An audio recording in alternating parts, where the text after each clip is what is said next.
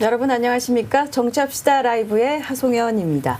이 4.7 재보궐선거가 한 달도 채 남지 않았습니다. 다음 대통령 선거가 내년 이맘때쯤 치러지기 때문에 이번 선거를 미니 대선이다, 또 대선 전초전이다라고들 말하는데요. 오늘 정치합시다 라이브에서는 이 시장 보궐선거를 앞둔 서울과 부산의 민심을 좀 더 면밀하게 살펴보기 위해서 KBS가 자체 조사한 여론조사 결과를 소개해드리려고 합니다. 오늘 먼저 함께할 분들 소개시켜드릴 텐데요. 정치컨설팅 민의 박성민 대표님 나오셨습니다. 안녕하세요. 네, 안녕하세요. 예, 그리고 한국리서치 여론조사 전문위원 정한울 박사님 나오셨습니다. 안녕하세요. 예, 안녕하세요. 네. 정치합시다 라이브, 오늘도 정치합시다와 KBS 뉴스 유튜브 채널을 통해서 라이브로 진행이 되니까요. 실시간 채팅 통해서 의견이나 질문 남겨주시면 소개해드리도록 하겠습니다. 그럼 정치합시다 라이브 오늘도 본격적으로 시작합니다.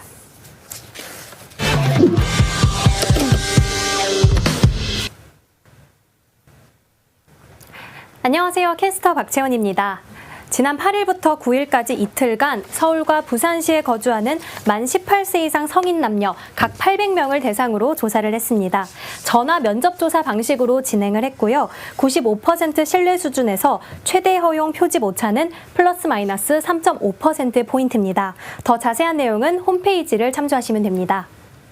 서울시장 보궐선거 조사 결과를 자세히 살펴보면요. 보궐선거에 출마하는 후보 중 서울시장 후보로 누가 가장 적합하냐고 물었더니 더불어민주당 박영선 후보가 30.5%, 국민의힘 오세훈 후보가 23.1%, 국민의당 안철수 후보가 22.4%, 김진애 열린민주당 후보가 2.1%로 나타났습니다. 아직 여야 모두 최종 후보 단일화에 진행 중인데요. 범여권 단일화 후보로는 박영선 후보가 54.9%, 김진애 후보가 8.9%로 박영선 후보가 더 높은 것으로 나타났습니다. 범야권 단일화 후보로는 안철수 후보가 38.3%, 오세훈 후보가 38.4%로 오차 범위 내 접전으로 나타났습니다.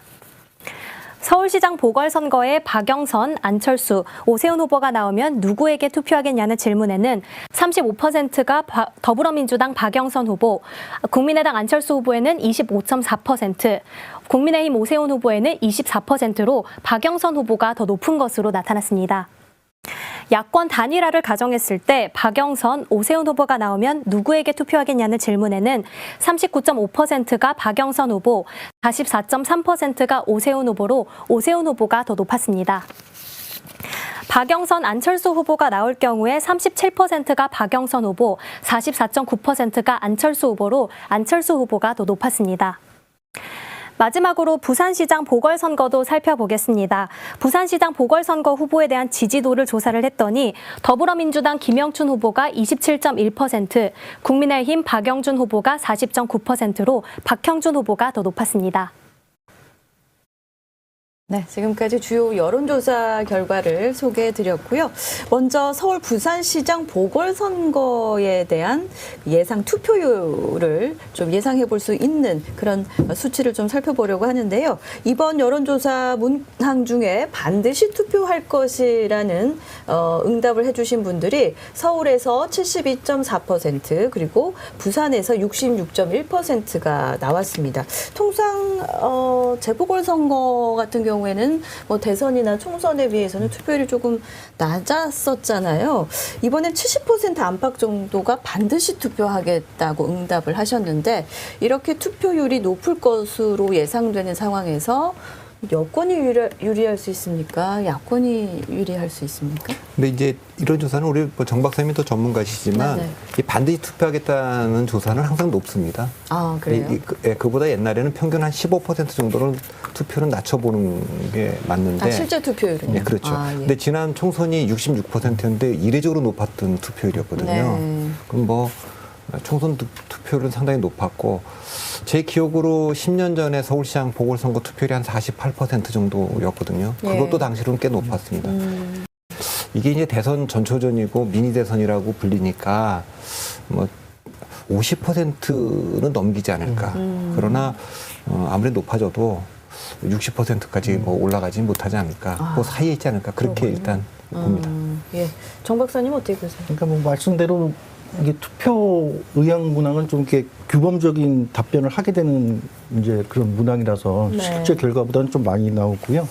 근데 이제 어쨌든 이전에 이제 보궐선거에 비해서는 훨씬 더 높은 관심과 어떤 투표 의향을 보이고 있다는 점이 중요한 것 같고, 그리고 뭐 사전 투표 의향도 사실은 저번 총선 때보다 이번에는 이제 사전 투표를 하겠다. 뭐 이런 응답이 높았던 이런 네. 것도 있는데, 좀 여기서 좀 중요한 부분은 저거라고 생각하는데, 그 가령 저번 총선 때 이게 사전 투표 의향을 보면 젊은 층에서 투표 의향이 굉장히 편이었었거든요. 예, 예. 근데 실제 작년 말에 발표된 선관위 조사 결과를 보면 20, 30대 투표율이 60대 이상 투표율에 비해서 20% 이상 떨어지는. 그러니까 2017년 대선에서는 젊은 층이 굉장히 많이 이제 투표장에 나갔던 이제 그런 어떤 선거였고, 그게 사실은 여당한테 굉장히 유리했었죠. 그런데 지금 저번 지방선거, 특히 저번 총선에서 이번 집권 여당의 어떤 지지 기반이라고 할 수 있는 그 젊은 층에서 투표율이 굉장히 급감했는데, 네. 이번 투표 의향을 보면 네. 지금 20대는 50%가 안 돼요. 적극적 투표 의향층이. 아, 반드시 투표하겠다에 대한 응답이. 아. 그리고 그 30대도 다른 세대에 비해서 상당히 떨어지고, 특히 30대는 요번 정부 여당이 굉장히 강한 지지 기반이기 때문에 그렇죠. 이 사람들이 네. 지금 투표장에 안 가겠다고 한 건 굉장히 큰 변수가 될 수 있다고 보여집니다. 그럼 여전히 5, 60대 층에서 그 사전 투표 의향률이 굉장히 높게 나온 상황입니다. 네, 이번 사전 투표는 이제 젊은 층이 상대적으로 많이 하겠다고 하는데, 전체 이제 그 이번 보궐선거 투표하겠느냐 투표하겠다. 했을 때 지금 60대 70대에서는 80대 후반이 이제 적극적 투표 의사층이거든요. 그런데 네. 지금 20대는 굉장히 낮고 30대도 지금 한 70% 초반대. 네. 그러니까 굉장히 지금 격차가 나고 있죠. 그러니까 그래서 이번 선거에서도 사실은 투표율이 굉장히 중요한 변수가 될 수 있다고 보여집니다. 그러면 20대와 30, 40대 투표율이 낮게 나온다면 네. 지금은 어쨌든 사전 의향은 다른 연령대에 비해서 낮게 네. 나오고 있다면 여당에 그렇게 유리한 상황은 아니다. 뭐 이렇게 네, 그래서 저는 얘기해 볼 수도 사실은 있겠습니다. 지금 여론조사에서 나오는 그 비율, 이거보다 지금 이런 상태로 간다고 하면 실제 투표 결과는 훨씬 더 야당 쪽에 유리한 결과가 나올 가능성이 있다고 저는 생각하는 거거든요. 네, 알겠습니다. 그러면 이제 본격적으로 좀 조사 결과를 집중적으로 좀 들여다볼 텐데요. 이제 단일화를 가정한 가상 대결은 저희가 이제 추후 또 차차 얘기를 해보도록 하고요. 먼저 지금 상황에서 선거가 치러진다면 누굴 뽑겠냐 했더니 더불어민주당 박영선 후보 30.5%, 국민의힘 오세훈 후보 24.1%, 국민의당 안철수 후보 22.4%, 열린민주당 김진애 후보 2.1% 순으로 나타났습니다. 근데 여기서 볼 것은요, 단일화를 가정하지 않았기 때문에 지금 현재 구도에서 이런 정도의 그 지지율이 나타난 건데, 제가 궁금한 것은 이 국민의힘과 국민의당 안철수 후보의 지지율을 합치면 5.6%가 나오잖아요. 근데 이게 나중에 그 단일화가 됐을 때도 이 수치가 좀 지켜질 수 있을까요? 아니면 이 표 일부가 그 박영선 후보가 뭐 된다면 이쪽으로 좀 이동할 수 있는 정도의 수치인지 좀 그런 게 궁금한데요.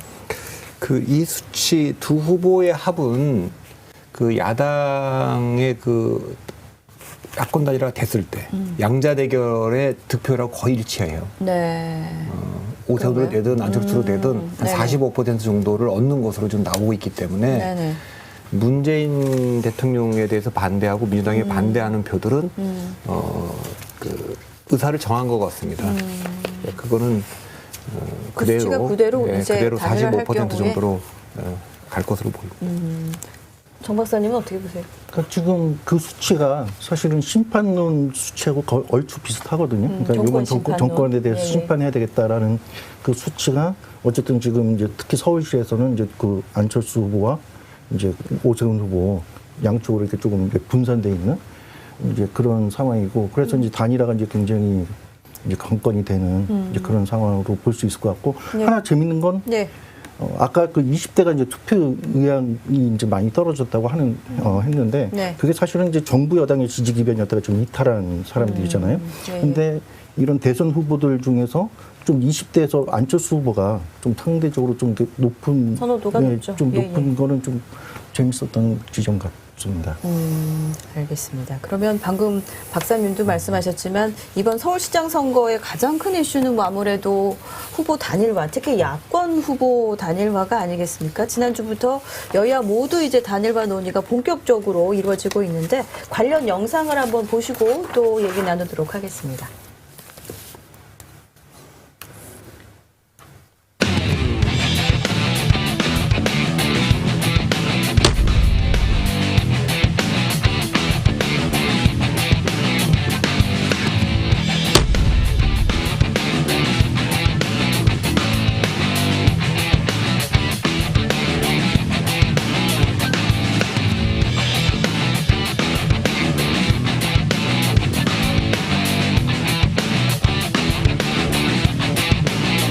코로나19를 하루라도 빨리 종식시키고 힘들게 버티고 있는 소상공인, 자영업자, 청년들에게 희망을 주는 선거를 만들어야 합니다.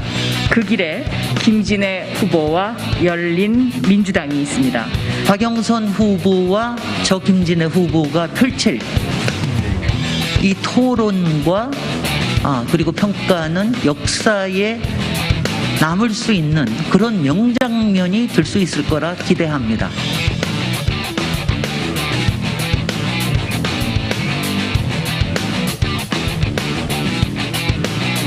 누가 될지 모르지만 그 단일화된 후보에 대한 지지로 제가 옮겨갈 수 있는 그런 형태의 아름답고 멋진 단일화를 하는 과정이 아닌가 그런 생각을 합니다.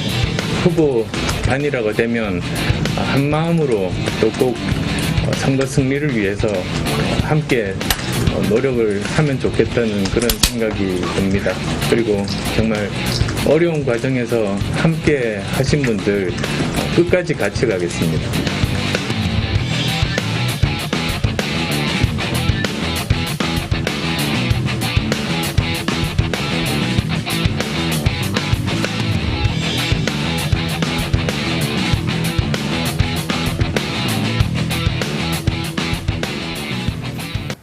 네. 참 여야 모두 이제 후보를 단일화하기 위한 움직임이 활발하게 이루어지고 있는데 일단 여권에서는 보니까 민주당 박영선 후보와 열린민주당 김진애 후보가 좀 후보 단일화를 어떻게 할지 그 방식에는 이미 합의를 좀 한 것 같아요. 그리고 국민의힘 오세훈 후보와 또 국민의당 안철수 후보 같은 경우에도 이미 2번 만났죠. 지금 8일에도 만났고 또 어제도 또 한 번 만났습니다. 어찌됐든 후보 등록일 마지막 날이 19일이니까 그 전까지는 어떻게든 이제 뭐 결론이 날 가능성이 큰데요. 그래서 이번 조사에서도 여야 단일화 후보로 누구를 지지하는지 저희가 그 조사를 한번 해봤는데 뭐 범여권 같은 경우는 박영선 후보가 뭐 압도적인 표차로 김진애 후보를 앞서고 있고요. 저희가 이제 주목해 볼 만한 부분은 바로 이제 범야권 단일화 후보 부분인데요. 오세훈 후보가 38.4%, 안철수 후보가 38.3%로 오차 범인의 초접전을 벌이고 있는 것으로 나타났습니다. 이렇게 오세훈 후보가 어떻게 보면 그 이전 조사들에 비하면 많이 쫓아온 것으로 보이는데 이런 현상이 나타나고 있는 이유에 대해서 좀 박 대표님은 어떻게 보고 계세요? 오세훈 후보가 나경원 후보를 꺾은 것은 뭐 이변이라고까지는 할 수 없지만 네. 그래도 나경원 후보가 이길 거다 이렇게 예측한 흐름이 좀 더 많았던 거죠. 네. 근데 확실히 두 가지 면에서는 크게 보면 세 가지죠. 국민의힘의 오세훈 후보가 올라온 데는 첫 번째는 역시 이번 선거는 좀 중도 지향적인 후보를 뽑아야 승리해 볼 수 있겠다. 이런 승리 가능성에 대한 게 나경원 후보보다는 오세훈 후보가 좀 있었던 거고.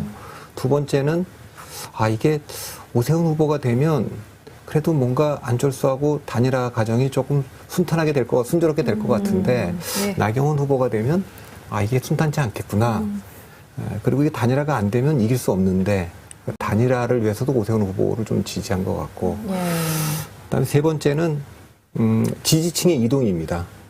그러니까 안철수가 되든 오세훈이 되든 단일 후보가 됐을 때 그 시너지가 나려면 누가 되더라도 지지층들이 부담 없이 이동을 해야 되는데 나경원 후보를 뽑아놨을 때는 아무래도 안철수 지지자들이 이동하기가 장벽이 좀 있을 것이고 오세훈 후보를 뽑아놓으면 그래도 상대적으로는 중도지향적이니까 그런 면에서 좀 올라온 것 같고요. 이게 왜 이렇게 접전으로 붙었느냐? 저는 안철수 대표가 아무래도 이제 여론조사에서는 계속 앞서갔고, 그렇죠. 예. 그래서 국민의힘 후보가 누가 되더라도 안정적으로 우위를 유지할 것 같다. 이런 관측들은 많았는데 안철수 후보가 처음에 초심, 그러니까 작년 12월 20일 날 던질 때는 대통령 선거를 포기하고 서울시장에 나가게 된 건 문재인 정권의 이 폭주를 중단시켜서 내가 다 던진다. 뭐 이런 느낌이 좀 있었잖아요. 그런데 이제 그 뒤에는 조금 자신감을 좀 가진 것 같아요. 네. 거기다가 윤석열 검찰총장이 그만두고 나니까 제3지대의 원심력이 더 세지니까 내가 이거 국민의당 4번을 달고 승리하면 그 야권 정계 개편에도 좀 주도권을 질 수 있다. 이런 것이 마치 내가 이제 국민의힘에도 안철수를 지지하는 사람들이 제법 있거든요. 왜? 박영선 후보에 대비해서 승리 가능성은 오세훈보다는 아무래도 안철수가 더 있다. 이렇게 생각하는 분들이 있는데 그분들에 대한 배려가 조금 부족한 거 아니냐. 그러니까 국민의힘에 대해서 뭐 폄하까지는 아니지만 좀 공격적인 뭐 그런 메시지가 나온다든가 그래서 좀 달라붙은 게 아닌가. 그래서 아무래도 이제 남은 전략은 그래서 안철수 후보가 얼마나 오세훈 후보하고 진짜 이게 그 감동적인 아름다운 그 단일화를 해낼 거냐 그에 따라서 좀 달라질 것 같습니다. 알겠습니다.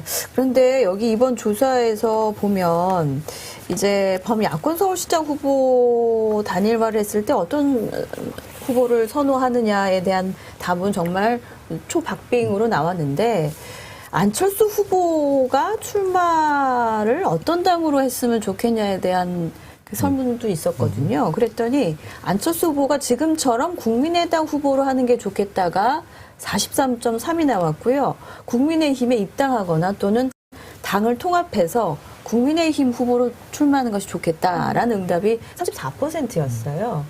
그러면 국민의힘 오세훈 후보와 국민의당 안철수 후보는 지금 팽팽하게 접전을 벌이고 있는데 이게 안철수로 됐을 때는 또 국민의힘으로 나가는 거에 대한 여론은 국민의당으로 나가는 것보다 훨씬 적단 말이죠. 이거는 좀 어떻게 저희가 해석을 해볼 수가 있을까요?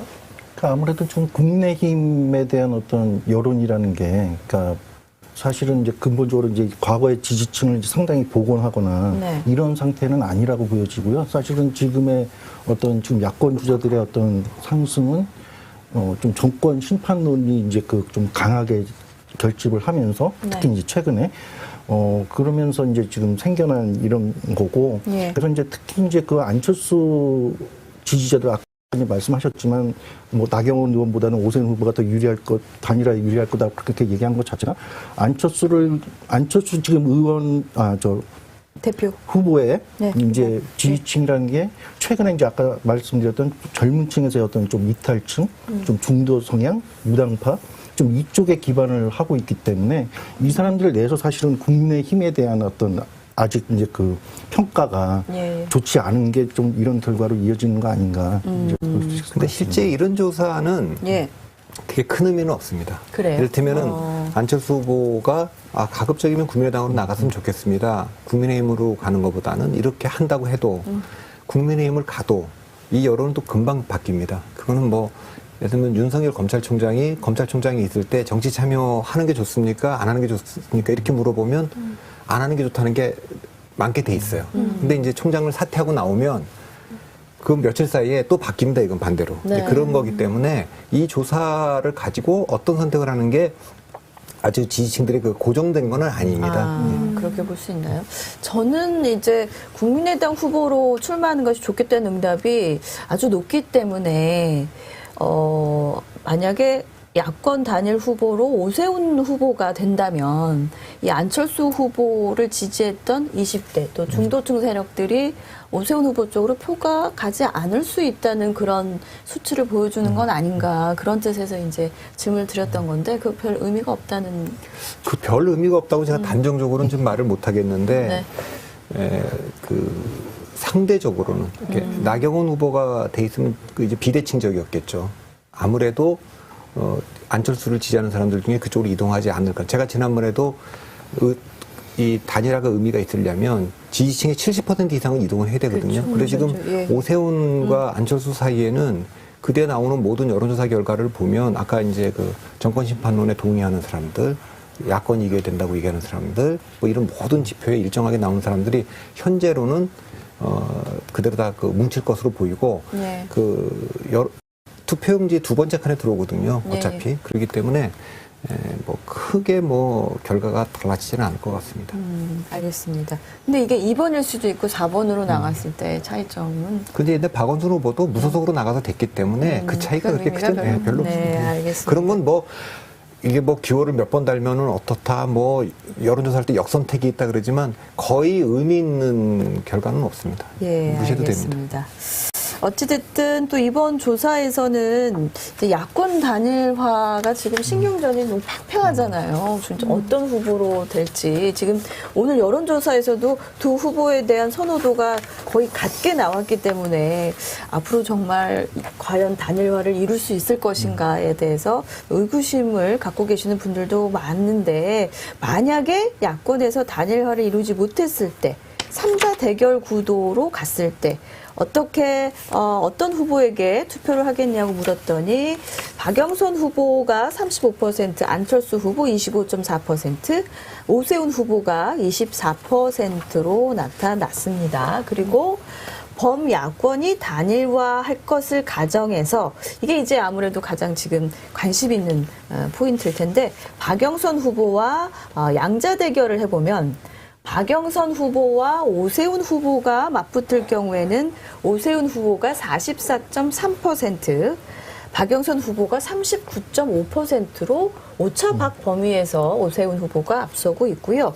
마찬가지로 안철수 후보와 박영선 후보가 맞붙었을 것을 양자 대결을 했을 경우를 가정해서 여론조사를 해봤더니 안철수 후보가 44.9%, 박영선 후보가 37%로 이 역시 꽤 많은 차이로 안 후보가 앞설 것으로 나타났습니다. 그러니까 이것을 정리를 해보면 야권이 단일화에 실패해서 3자 구도, 다자 구도로 갔을 경우에는 박영선 후보가 앞설 가능성이 이제 높게 나타났고 지금 오늘 여론조사에서는요.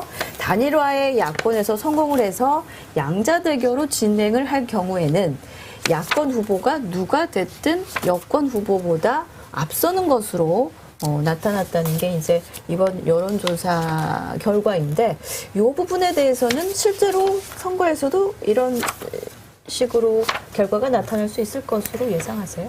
뭐 일반적이라면은 지금의 구도의 특징이 실제 선거 결과로 이어질 가능성이 높다고 보여지는데 아무래도 지금 야권 주자에서 아까 조사 결과를 봤지만 오세훈 후보나 안철수 후보나 물론 이제 경쟁력에서는 안철수 후보가 조금 더 이제 나은 것으로 나타나고는 그렇죠. 있지만 사실은 굉장히 이제 그 경선 방법을 어떻게 할지는 모르겠지만 상당히 그 팽팽한 접전이잖아요. 그럼 결국은 이제 그 표가 분산된다는 건데 표가 분산된 조건이라면 아무래도 이제 그 여권의 표가 결집되어 있는 박영선 후보가 유리할 수밖에 없는 이제 그런 상황인 것 같고요. 이제 단일화가 되면 이제 근데 사실은 이제 지금 보면 그러니까 오세훈 후보가 좀 상승세인 건 맞는데 양자 대결에서는 좀 오차범위 내고요. 그러니까 안철수 후보는 저번 2월달 저희가 이제 다른 조사에서 했을 때는 사실은 오차범위 내였는데 이번엔 좀 오차범위 바깥으로 좀 더 벌린 좀 그런 특징이 나타난 것 같아요. 그러니까 이번에도 아까 이제 저희가 이제 투표율 변수가 굉장히 중요하거든요.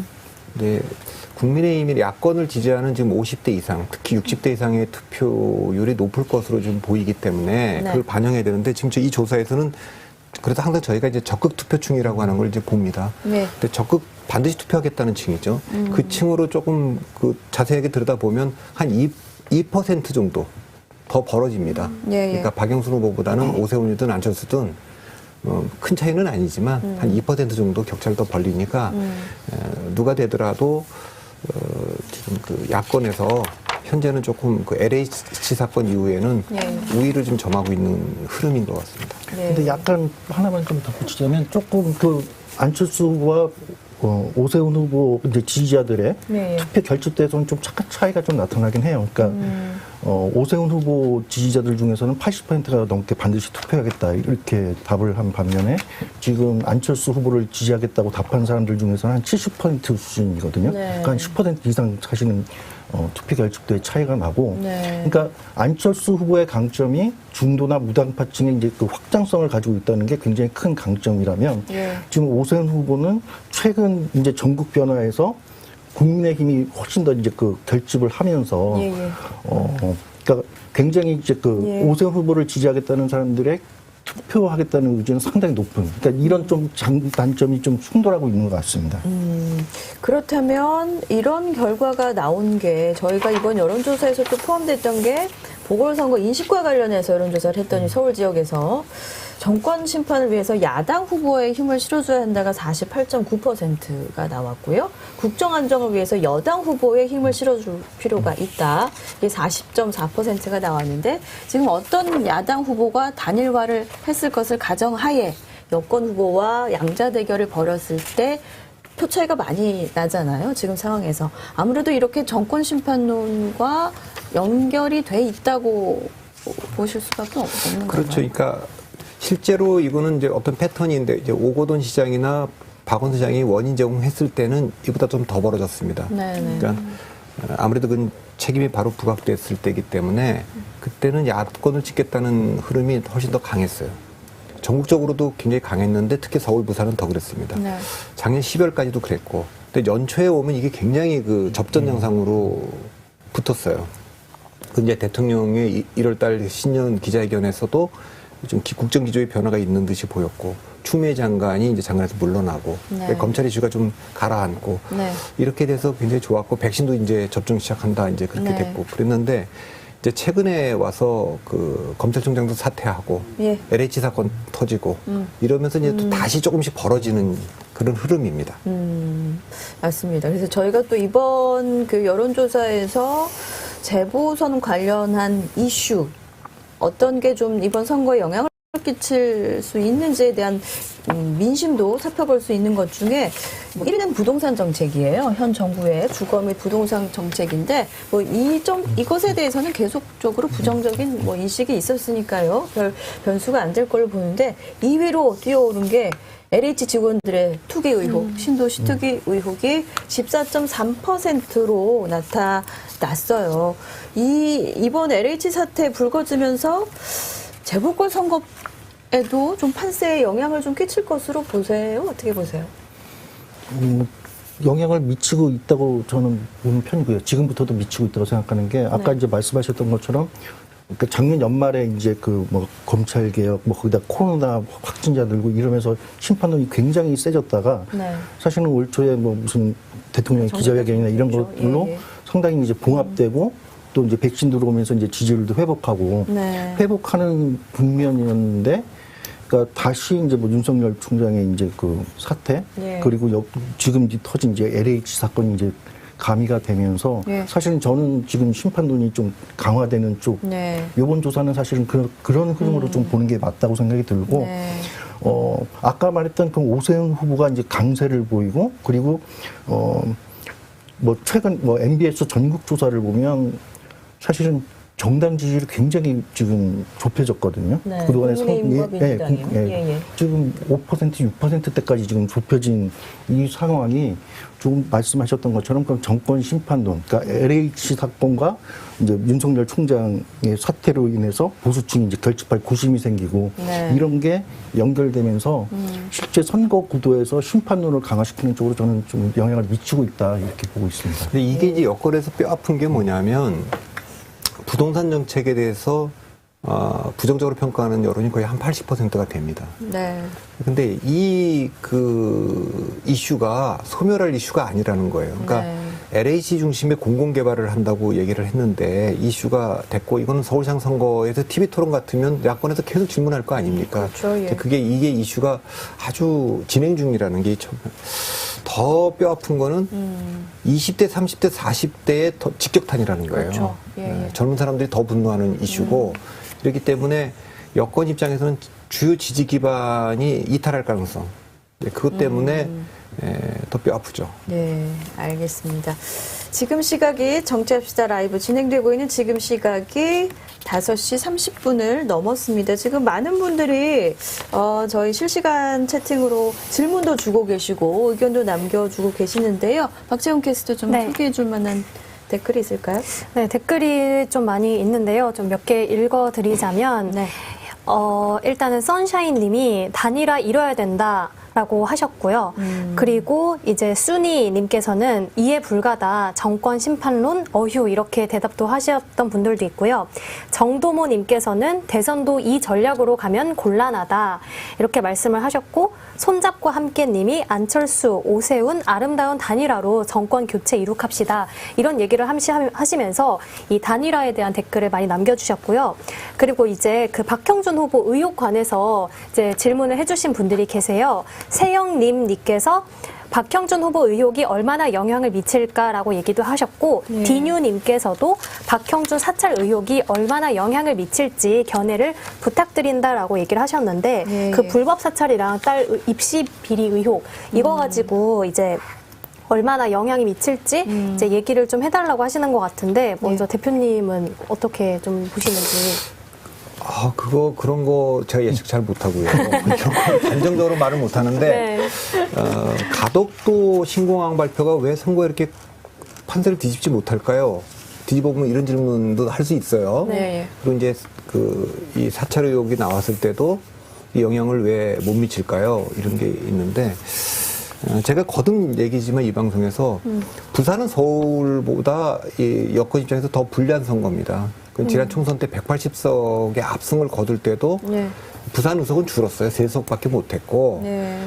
그리고 지금 여기는 오거돈 시장이나 성초로 시장이나 김경수 도지사, 부의교의 모든 단체장들이 지금 다 좀 문제가 생겼고, 그리고 노무현 문재인처럼 대통령 후보도 없고 지금 뭐 조국 김경수 이런 대권자가 없는 상황이기 때문에 네. 거기는 대개 국민의힘이 강세를 갖고 있기 때문에 정권 심판론이 우세하다면 이미 이제 그 프레임이 더 우세하다면 이런 그 공세가 네.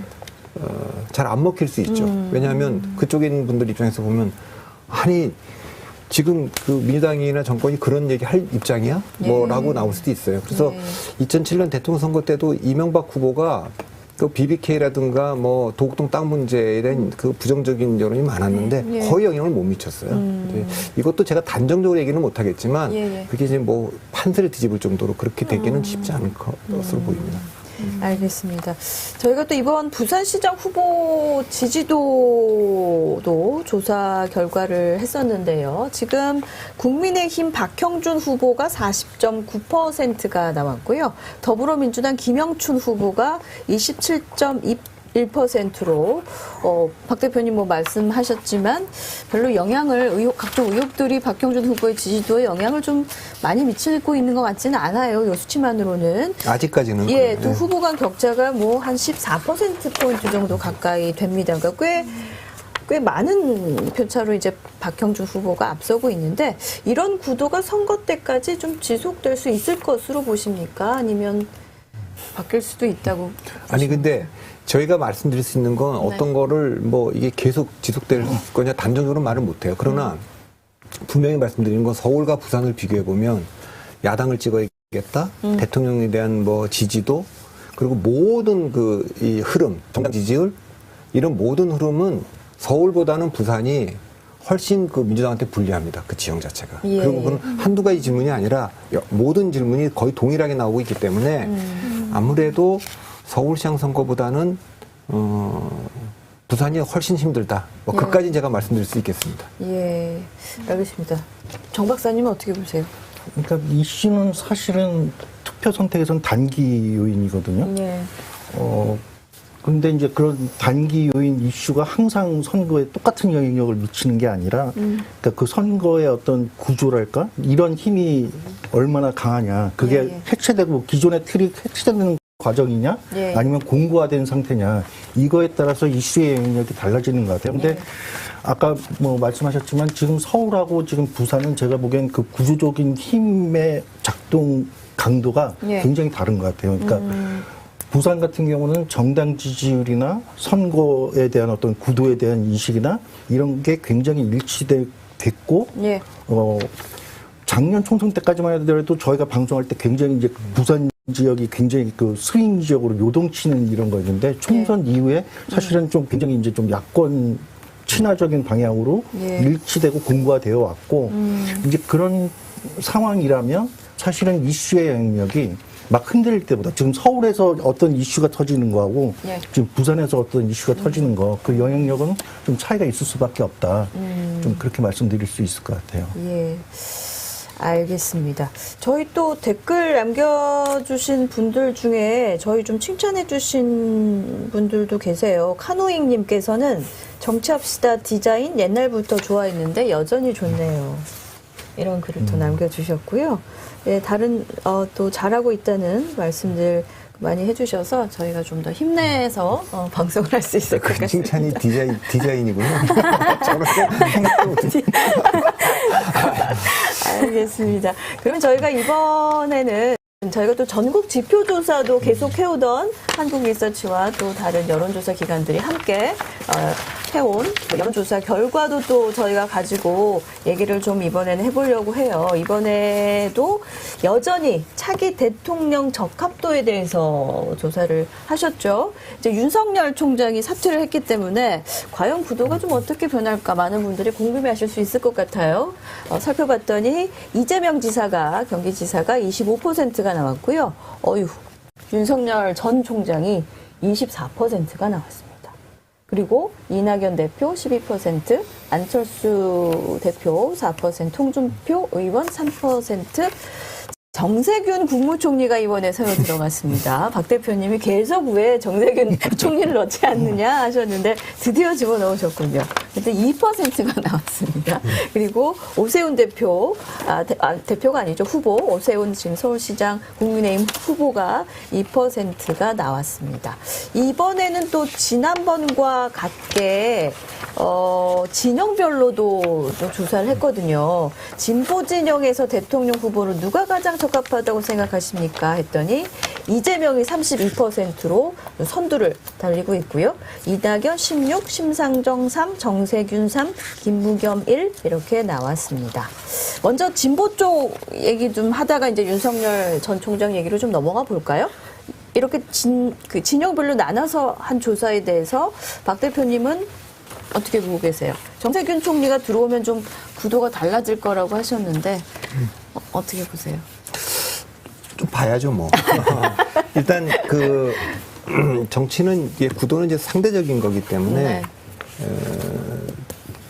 사실은 이제 뭐 한국 대통령 선거 지금 지난번에 윤석열 총장이 한 9%까지인가 이렇게 떨어졌다가 24%까지 올라왔죠. 네. 그거는 뭐 여러 가지 이유가 있을 겁니다. 네. 그러니까 지금 이 정권의 그 대척점에 있는 분이 윤석열 총장이니까 그 전에 이재명한테 가 있던 보수 지지층들이나 중도 지지층들이 이제 윤석열한테로 다시 옮겨가는 거죠. 네.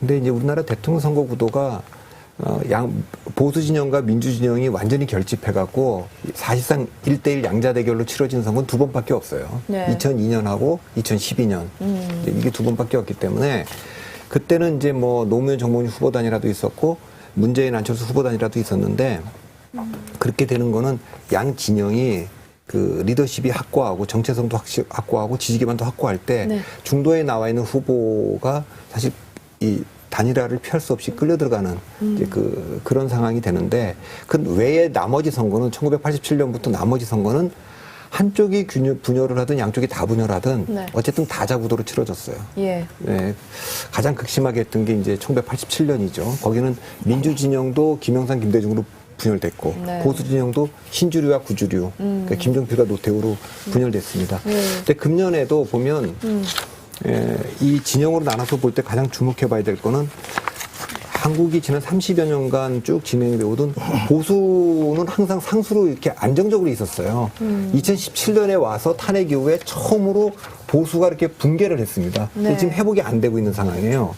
그래서 중도층, 보수를 지지해왔던 중도 보수가 상당히 유동화되어 있기 때문에 야권이 현재로는 국민의힘과 제3지대가 지금 갈라져 있지 않습니까? 그래서 제3지대에 지금 윤석열 총장과 안철수 대표가 있는 거고. 근데 여기가 이렇게 돼 있다면 질문하신 대로 민주당도 상대적으로는 분열할 가능성이 상당히 있습니다. 네. 그거에 대해서 뭐 민주당은 절대 그럴 리가 없고 정권 질착을 해야 된다 그러지만 우리나라 그 선거 역사를 보면 네. 여권이 상대적으로 분열하기가 더 쉽습니다. 그래서 지금은 압도적으로 1등을 하고 있는 이재명 지사가 있는데 예. 경선이 본격화되면 이제 여기 이제 새로운 변수가 또 나타날 수도 있고 좀 앞서가는 얘기일 수는 있습니다만 우리나라 대통령 역사에서는 후보가 선출되고 나서도 계속 흔들었어요. 김영삼 후보가 되고 나서도 김영삼 안 된다. 그래서 뭐 김종필, 박태준, 이종찬, 박철원 이름 일본 탈당해서 뭐 정중 후보한테 가기도 했고 또 뭐 그 이명박 후보가 뽑힐 때도 이해창 후보가 이명박으로 안 된다 그러고 보수가 분열해서 출마를 했고 네. 2002년도에도 노무현 후보를 뽑았는데 이 후보로 안 된다 그래서 후보 교체론도 나오고 나중에 뭐 후단협이라는 것도 생겼고 97년에 이해창 후보가 됐는데 후보로 다 뽑혔죠. 근데 이 후보 안 된다 이러면서 이인재 후보가 또 탈당도 했기 때문에 네.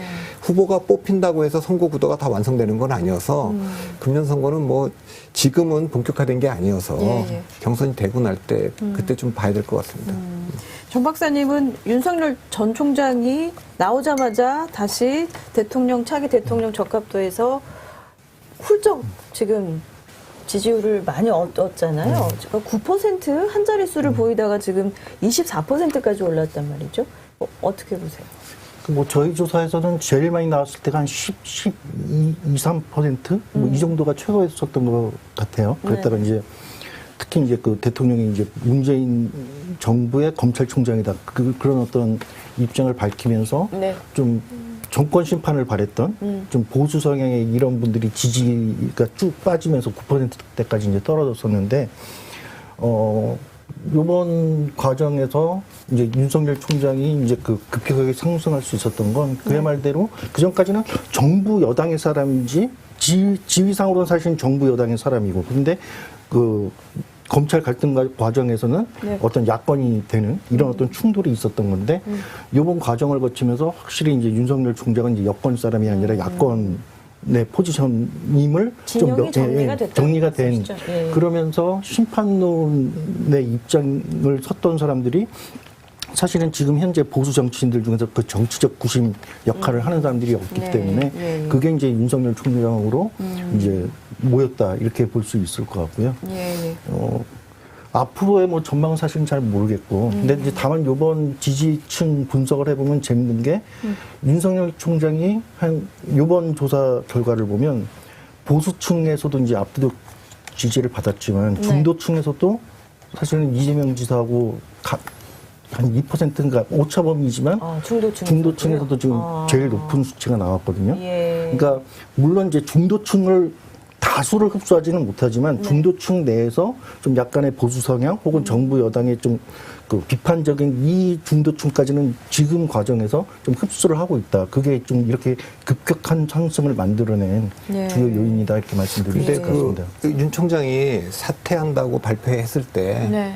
일부 언론에서는 이게 사표인지 출사표인지 모른다 이런 표현을 썼는데 예. 적어도 검찰총장을 할 때는 이분이 임기를 다 채우고 그다음 정치를 할지 안 할지 모르겠다 이렇게 많이들 받지 않습니까? 근데 사표를 내는 순간 정치할 가능성이 분명히 있구나 의지가 있구나라는 게 그 가능성이 조금 그 불확실성이 제거된 것 같아요. 네. 그리고 사표를 낸 이유가 과정이 이건 분명히 내가 권력에 맞서서 그만두는 중수청 문제라든가 이런 거에 대해서 그리고 그 내놓은 메시지나 이런 게 그래서 분명히 아까 말한 대로 야권으로 포지션을 분명히 했기 때문에 그 두 가지의 불확실성이 제거되면서 네. 정치를 할 것 같다. 대선 나올 것 같다. 네. 그러니까 이제 지지율이 좀 올라간 것 같습니다.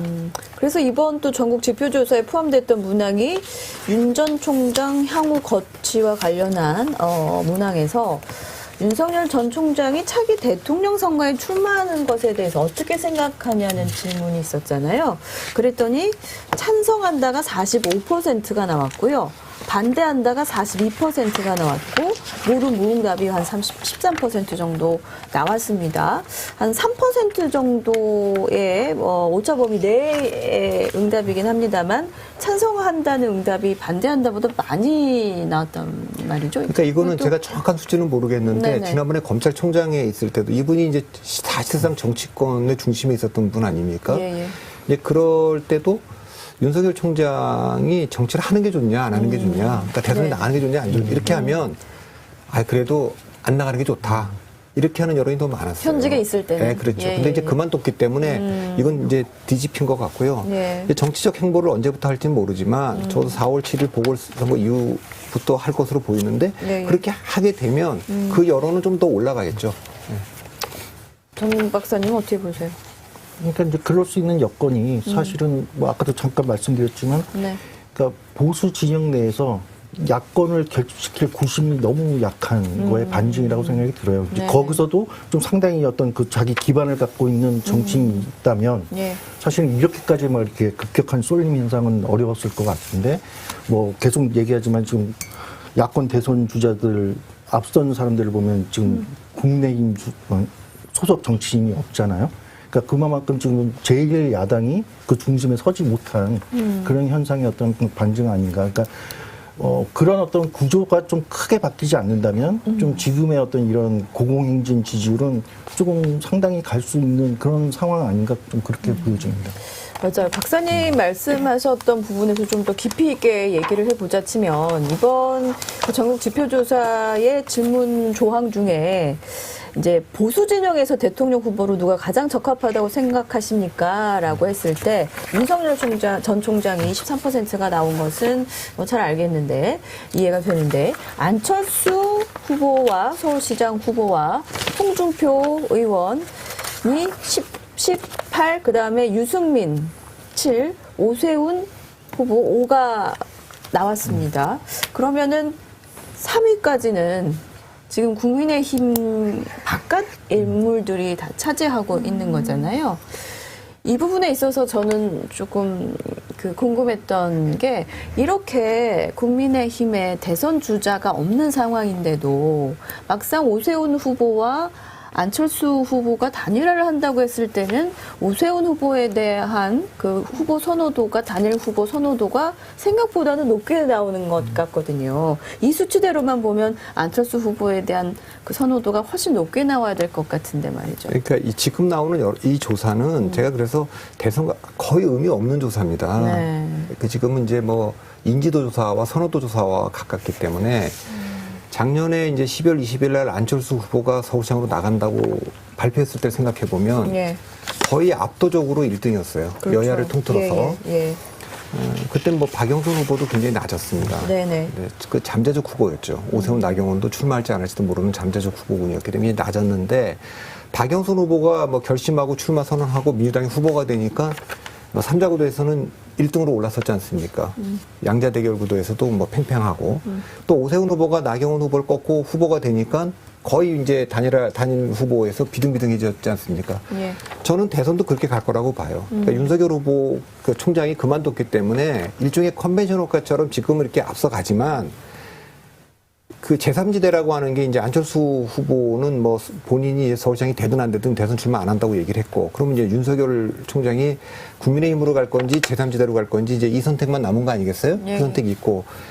국민의힘이 이제 홍준표 대표가 지금 당 밖에 있습니다만 홍준표 의원이 안으로 들어온다고 치면 홍준표, 유승민 이런 분들은 지난번에 대통령 선거 나갔던 분들이니까 인지도가 높으니까 앞서 나오는 당연하고 오세훈 후보도 서울시장 나왔고 이분이 만일에 서울시장이 되면 당연히 저는 안 나갈 거라고 보지만 대선에 네. 떨어지면 또 옆에서 출마를 권유할 수도 있겠습니다. 그래서 원희룡 후보나 이런 분들이 누군가 하나를 뽑으면 네네. 그 후보는 그 양자가 되든 삼자가 되든 국민의힘이 그 만만치 않은 지금 그 모든 지표, 그러니까 정권 교체를 지지하거나 뭐 이런 그걸로 보면 국민의힘 후보가 확정되면 지금 오세훈 후보가 급상승했듯이 예, 예. 급상승해서 올라올 겁니다. 그러니까 지금 여론조사는 예. 그걸 반영하고 있는 건 아닙니다. 네, 알겠습니다. 정 박사님은 좀 어떻게 예상하세요? 근데 뭐 저는 뭐 조금 더 의미를 좀 적극적으로 찾자면 저런 건 있는 것 같아요. 그러니까 지금 안철수 후보나 이제 뭐 오세훈 뭐 후보나 네. 이런 분들이 서울시장 이런 경선에서는 상당히 높은 경쟁력들을 보여주는데 네. 실제 이런 어떤 쭉 나열해 놓고 이제 누굴 지지하냐 했을 때 사실은 그건 굉장히 높아지거나 큰 변동이 없었거든요. 예, 예. 그러니까 이거는 지금의 어떤 그 안철수 후보나 그 오세훈 후보의 어떤 지지율의 어떤 상승이나 뭐 어떤 경쟁력이라는 게 사실은 어떤 인물 자체 스스로의 어떤 활동에 의한 액션에 의한 어떤 지지율 이런 거라기보다는 아까 말씀드렸던 좀 현재 어떤 심판을 좀 강하게 하고 싶은 그 사람들의 어떤 그 대항 수단 이게 좀 전략적으로 좀 모여 있는 네. 좀 그런 거 아닌가 뭐 그런 의미는 좀 찾아볼 수 있지 않을까 싶습니다. 예. 그러면은 이번에는 좀 진보 진영 내에서 있었던 그 차기 대통령 적합 돌기를 조금 해보면 이재명 지사가 뭐 계속 그 선두를 차지해 왔기 때문에 또 이낙연 대표와의 그 격차도 계속 이제 벌어지는 양상이었고요. 이번에 처음 정세균 총리가 포함이 됐는데 이 부분에 있어서도 아직까지 뭐 구도가 변한다거나 이강 구도가 변한다거나 이런 게 아니었거든요. 앞으로는 혹시 재보선이 끝난 이후에 다시 이런 대통령 적합도 조사를 했을 때 진보 진영 내에서 좀 변동이 있을 것으로 예측을 하세요? 일단 재보선 결과가 굉장히 크게 영향을 미칠 것 네네네. 같아요. 그러니까 서울시장 선거를 뭐 부산까지 다 이기면 뭐 말할 것도 없지만 부산은 지더라도 서울을 이기면 네. 아무래도 이낙연 대표나 정세균 총리나 이런 분들이 좀 지지율이 더 올라올 겁니다. 네. 그리고 문재인 대통령이나 친문 이너서클의 이 결정력 이것도 조금 더 상승할 거. 근데 반대로 말하면 진다. 네. 그러면 이제 책임론으로부터 좀 떨어져 있었던 이재명 지사의 대세론이 좀 더 예. 세지겠죠. 예. 그러니까 여권의 관심은 이걸 거예요. 예. 어느 정권이나 전두환 대통령 때부터 전두환 정권부터 지금까지 다 마찬가지인데 박근혜 정권까지 정권은 차기 정권을 만들어낼 때 자기들이 믿을 수 있는 사람 그리고 이길 수 있는 사람 이 두 가지 조건을 다 만족하는 사람을 찾아야 되잖아요. 네네. 지금 근데 그런 거를 동시에 다 만족한 차기가 한 번도 없었습니다. 네. 다 이길 수 있으면 믿을 수 없을 것 같고 믿을 수 있으면 이길 수 없을 것 같고 네. 그런데 지금 이재명 지사에 대해서 지금 이 정권의 핵심들이 갖는 또 일반들이 간직자들이 보는 거는 그게 믿을 수 있는 후보냐 경쟁력은 알겠는데 이런 거죠. 근데 자기들이 믿을 수 있다고 하는 후보들은 친문 후보들은 지금 나가서 이길 수 있을 것 같지가 않잖아요. 그렇죠. 역사적으로 보면 그건 모든 대통령이 전두환 대통령 때도 노태우로 넘어가려고 그럴 때 그 측근들은 다 반대했어요. 믿을 수 없다. 네. 또 노태우 때 김영삼도 마찬가지. 다 그렇게 했는데 결과적으로는 어떻게 됐느냐. 이길 수도 있고 믿을 수 있는 제3의 후보를 만들어낸 사례가 없어요. 예. 그리고 현실을 인정하고 받아들였을 때 뭐 이명박도 박근혜를 전두환도 노태우를 노태우도 김영삼 이럴 때 정권 재창출이 됐고 갈등을 빚은 경우 김영삼, 이해창, 노무현, 정동영 이럴 땐 정권 창출 다 못했어요. 네. 이제 그걸 놓고 보면 그 고민이 깊어질 건데 일단 서울시장 선거를 이기느냐 지느냐 네. 그거에 거기에 따라 좀 달라질 따라서? 것 같아요. 아, 알겠습니다. 정 박사님은 좀 어떻게 저도 예측하고 계세요?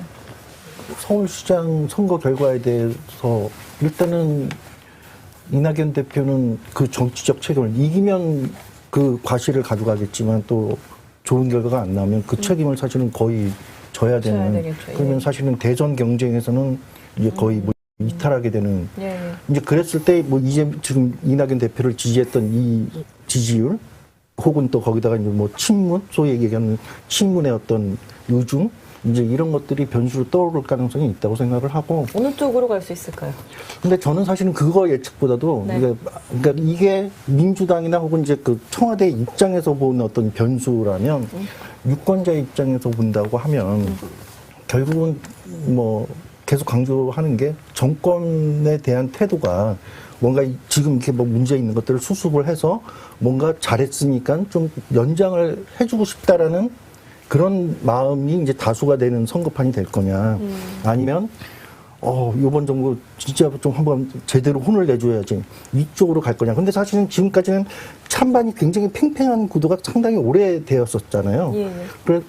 그랬었는데 이게 작년에 한번 출렁하고 좀 봉합됐다가 지금 다시 한번 이 출렁하는 건데 어쩌면 이 흐름이 어떻게 되느냐에 따라서 이게 심판론이 강해지면 사실은 이재명 지사도 지금까지는 약간 어떤 친문과의 어떤 다툼이나 이런 쟁점을 안 만들고 정책 행보를 해왔던 건데 차기 주자로서 현 정권에 대한 어떤 심판론이 높아지게 되면 분명히 어떤 정치적인 입장 표명을 요구를 받을 거거든요. 그러니까 피할 수가 없는 상황. 네. 이제 그런 상황들이 이제 갈 거냐. 그럼 결국은 저는 사실은 이번 정부에 대한 어떤 평가를 뭔가 이제 좀 긍정적인 차원으로 마무리 질 수 있는 거냐, 아니면 심판 분위기로 확 가는 거냐.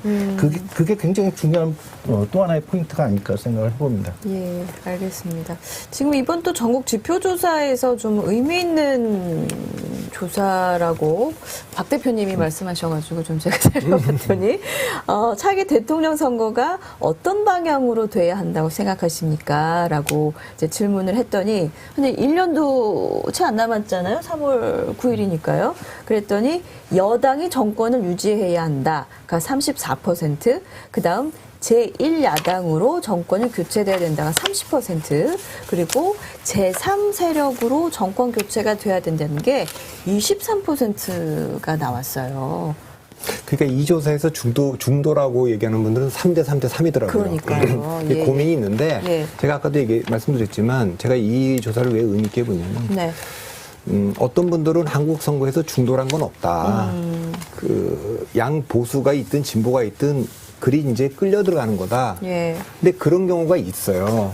그런 경우가 있고, 그런데 그럴 때는 이 보수 진영이나 진보 진영이 확고한 리더십이 있을 때, 지지 기반을 잃지 않았을 때, 이럴 때는 이제 그렇게 되는데, 양극단에 대해서 실망했을 때는 총선이고 대선이고 중도지향적인 흐름이 나타나거든요. 그게 뭐 정몽준 때도 그렇고 옛날에 안철수 때도 그렇고 뭐 있지 않습니까?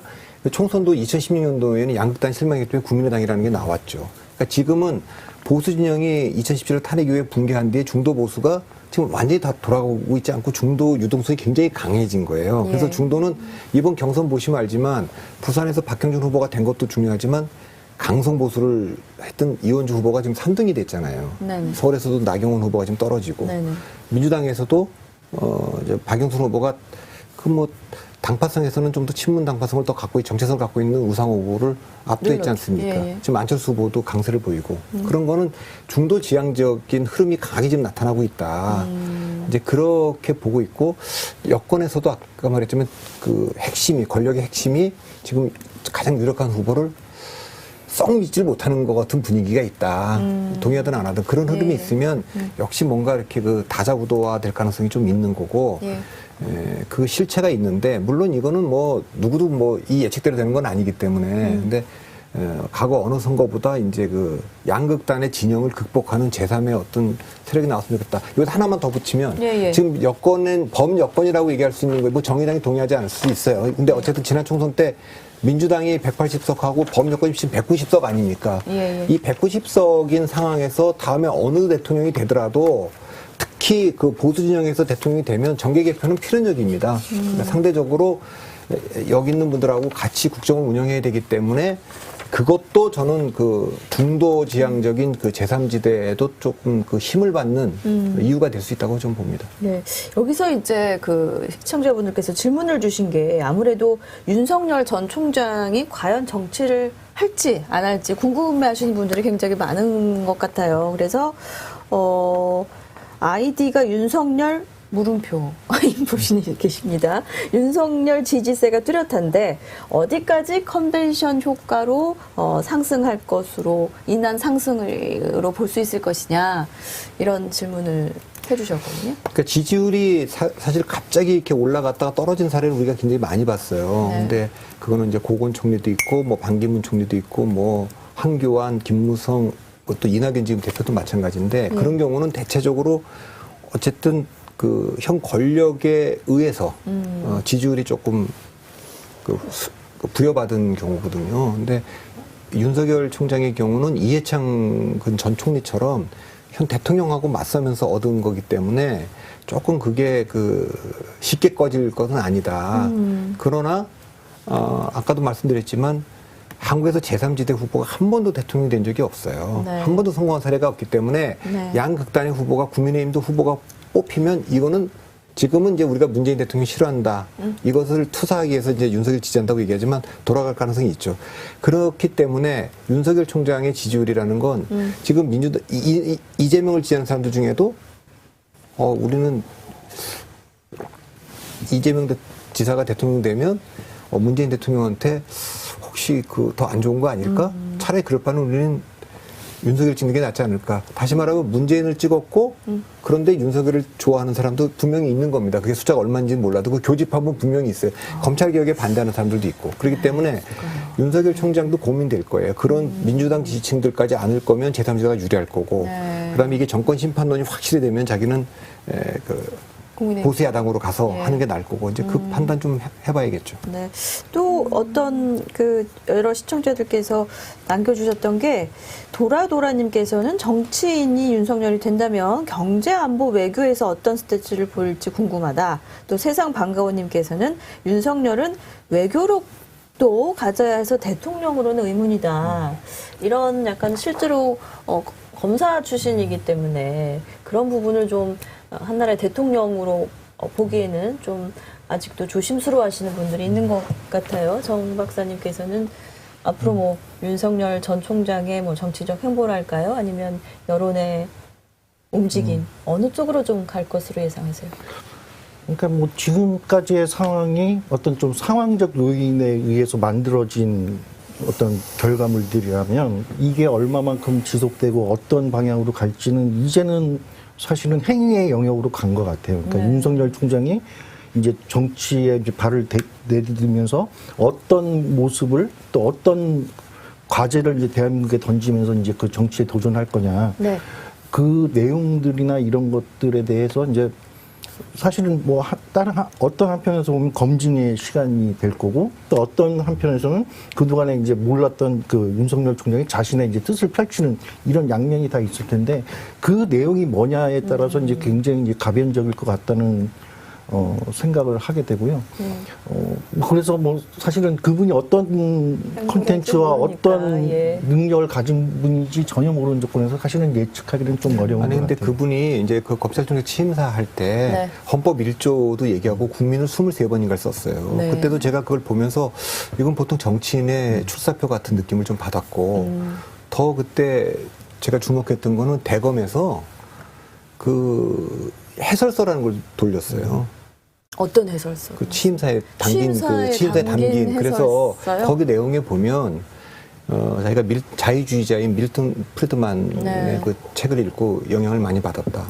이런 내용이 나와요. 그래서 뚜렷한 자유주의고 취임사를 그 제가 지금 기억을 되살려 보면 분명한 두 가지가 있어요. 하나는 경제나 정치에서 공정한 질서를 이거를 방해하는 그 반칙과 특권으로 이걸 여기는 그냥 엄단하겠다라는 거예요. 그러니까 그게 이번에도 그 LH 사건과 관련해서도 던진 얘기가 공공정보를 이용해서 이거는 이렇게 하는 거는 이거는 진영이 아니고 보수 진보가 아니라 국가의 근본적인 문제라고 얘기를 했단 말이에요. 그러니까 그런 거를 보면 어떤 그 뭐 반칙과 특권, 이 정치나 경제나 그런 데 뚜렷한 지향점이 있는 것 같습니다. 예, 알겠습니다.